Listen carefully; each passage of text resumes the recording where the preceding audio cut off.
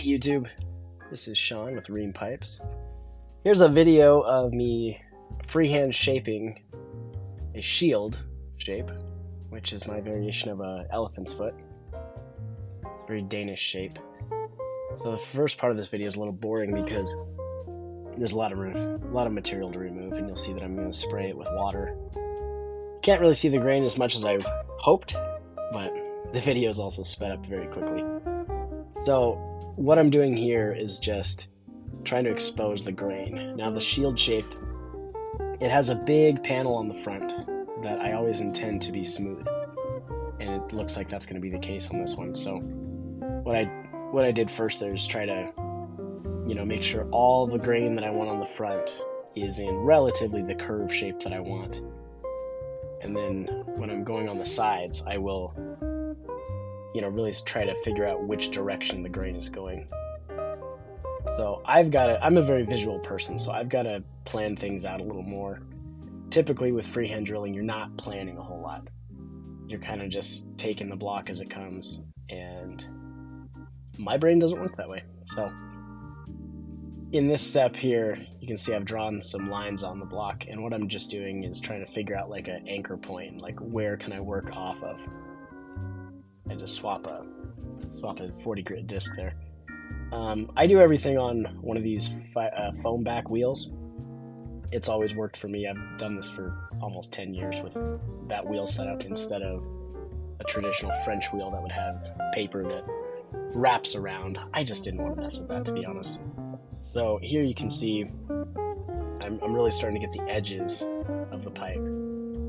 And the goal of this shape is to have bird's eye on the front, and then the sides have a grain that fans out towards and up the shank. So that way, when I sandblast the back portion, which I typically do with this shape, you'll have rings that are going to go, I guess, up and down the pipe rather than around it, and then they will go around the shank and follow that part there.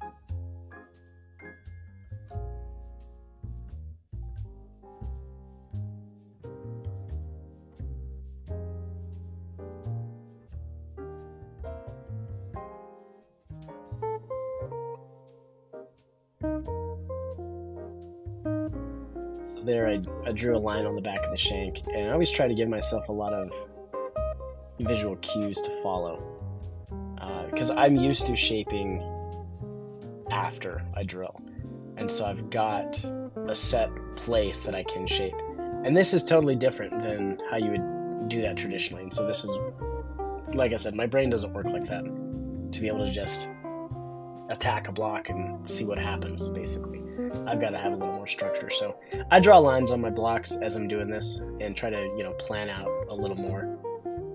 Here I'm shaping the shank down a little bit. This is going to be a chubbier pipe. It's going to have a thicker shank to it, and the overall pipe is going to be pretty large, just because it's got such cool grain. I didn't want it to be super small. It's also kind of intimidating to make it super small and then have to freehand drill it afterwards, which will be a following video that you'll see.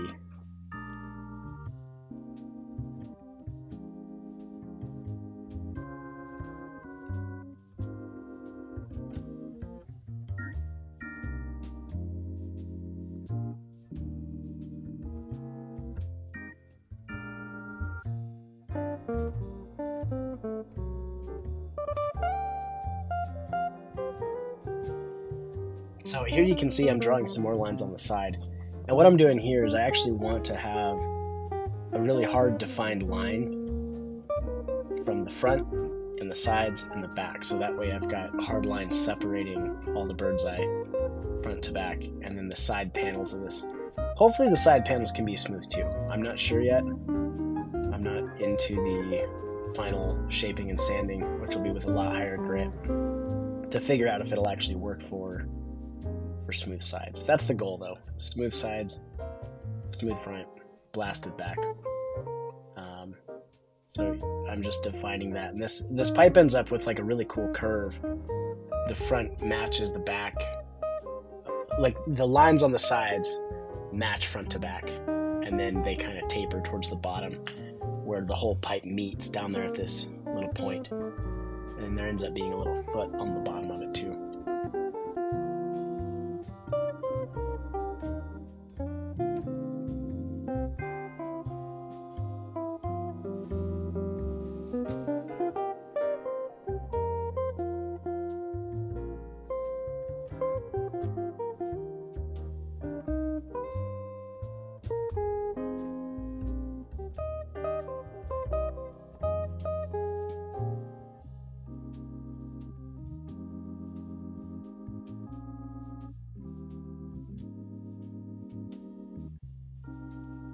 So here I'm drawing more lines, and I do a center line towards the front, so that way I can do some shaping on the sides. And I always try to be very methodical with my shaping, to where everything I do on one side, I do to the other. I find that to be a really good way to keep things symmetrical.